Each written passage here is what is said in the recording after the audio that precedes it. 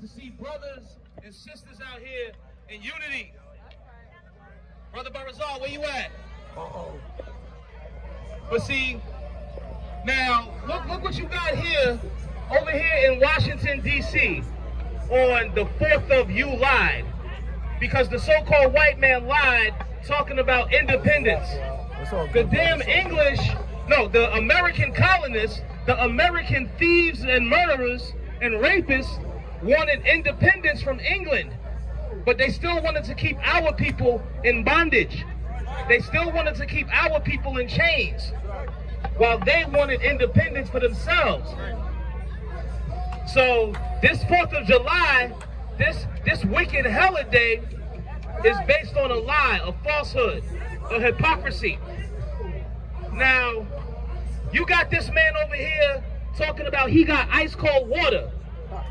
But see, here's the thing about that. He got that physical water.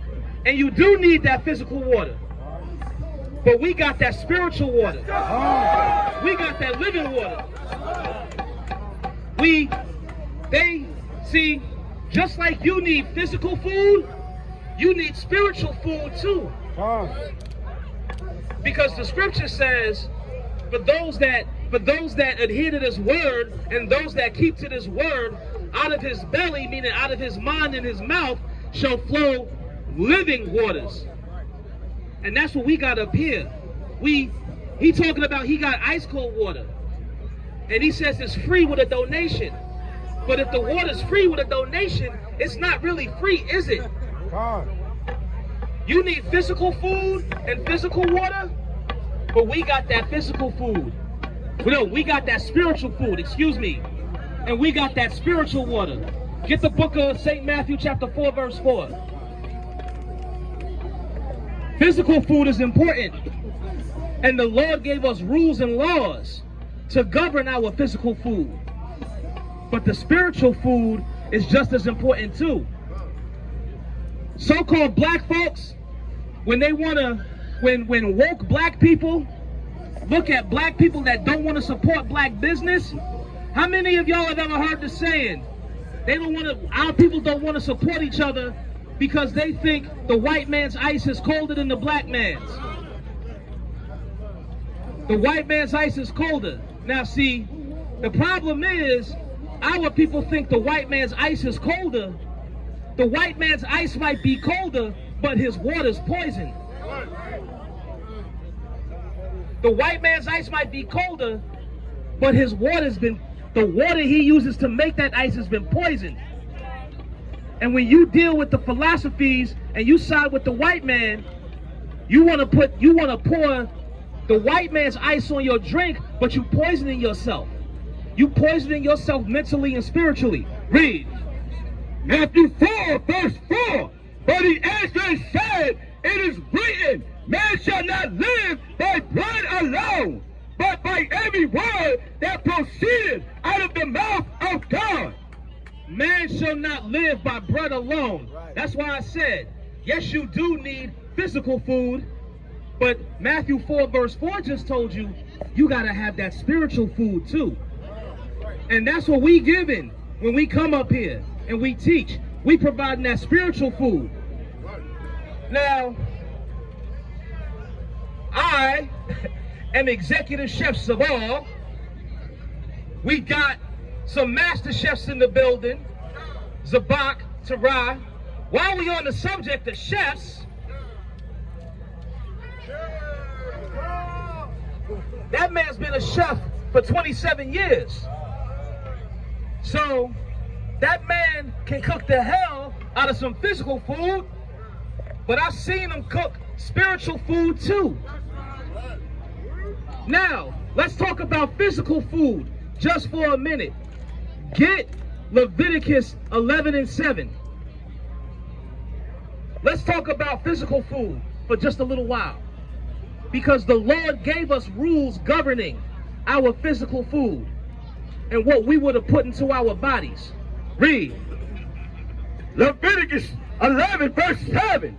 And the swine, though he divide a hoof and be cloven-footed, yet he cheweth not the cud. He is unclean to you. And the swine, a swine, that's a pig, even though he have a hard bottom foot and has a split hoof, he cheweth not the cud, meaning pigs don't digest their food properly. He is unclean to you.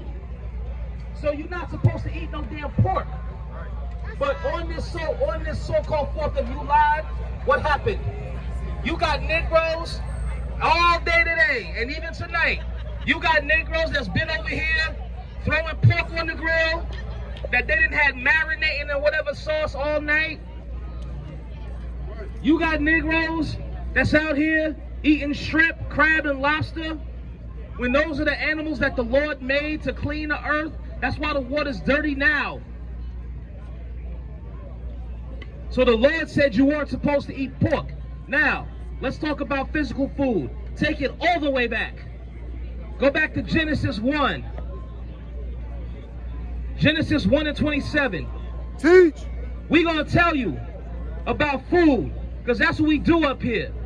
While we got executive chefs, and then we got master chefs, like the Elder Torah and the Elder ZABACH, that doesn't take away from you young brothers. You young brothers, while we up here serving the spiritual food, you brothers in H.O.I. Atlanta, you brothers in H.O.I. Buffalo, you brothers in H.O.I. DC, y'all might not be master chefs just yet, but y'all are sous chefs, and y'all are line cooks. And the spiritual food you serve is just as important as when the master chefs are on.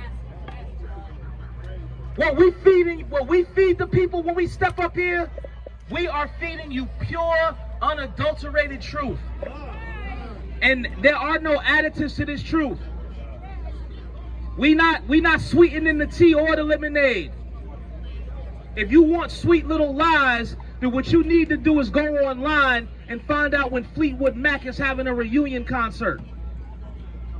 And even in the physical realm, salt preserves you because they use it to preserve food. But if you eat too much sugar, your teeth are gonna rot.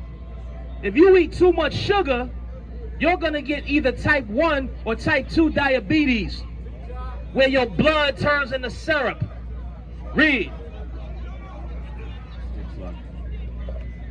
Genesis 1, verse 27. Verse 29.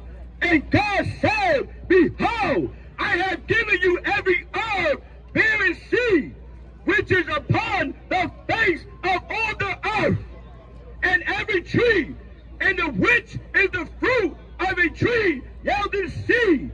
To you it shall be for meat. So, all the way back in the book of Genesis, the first chapter, Genesis 1:29, the Lord said that he gave us every herb bearing seed and every tree bearing fruit. He gave it to us for meat. So what that means is that you're not supposed to eat seedless fruit. You're not supposed to eat seedless watermelons. You're not supposed to eat seedless grapes or any other fruit that doesn't have seeds. Because as a brother once said to me, if you eat seedless fruit, and if you're a man, you're eventually going to be seedless. I remember reading in 7th grade in science class that seedless fruit is a genetic mutation. So that mutates your genes too if you consume it. So the Lord gave us rules, and I'll tell you something. While we're on the subject of every manner of herb-bearing seed, I'm going to tell you this. There's nothing wrong with marijuana.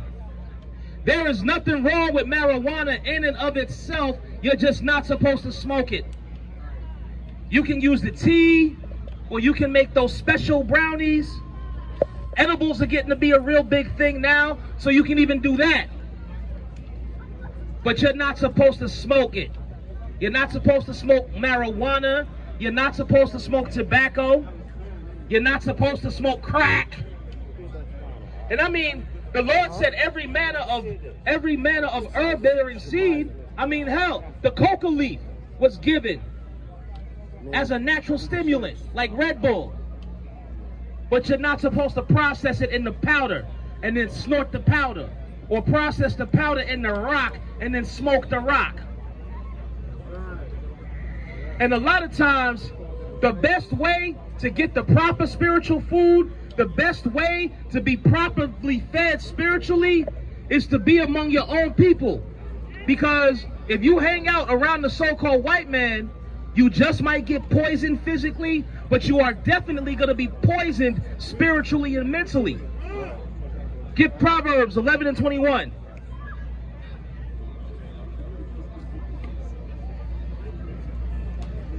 We are here to give you the true spiritual food. You getting spiritually poisoned in them damn black churches. Read. Proverbs 11, verse 21. Though hand join in hand, the wicked shall not be unpunished. Though hand join in hand, the wicked shall not be unpunished. So even though the so-called white man tries to come and be humble and begs on his knees for spiritually and mentally poisoning our people, he's still gonna be punished. Now get Proverbs 12:26. Read. Proverbs 12, verse 26. The righteous is more excellent than his neighbor, but the way of the wicked seduces him. Right. So when we, the 12 tribes of Israel, when we are among our own people, naturally we get fed the proper spiritual food. But we get spiritually poisoned when we hang out with the white men and the other nations.